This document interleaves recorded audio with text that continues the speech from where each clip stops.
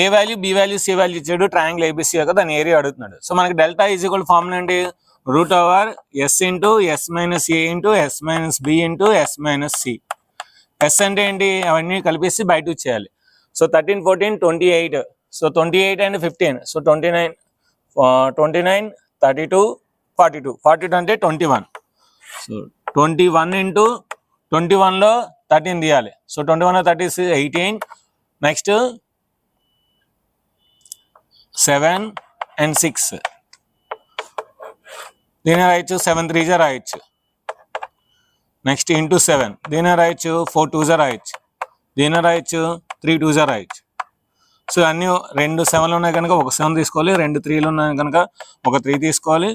2 2లు ఉన్నాయి కనుక ఒక 2 తీసుకోవాలి. ఒక 4 ఉంది కనుక ఒక 2 తీసుకోవాలి. 7 3 21 2 2 4. So 84. So 84 is the answer.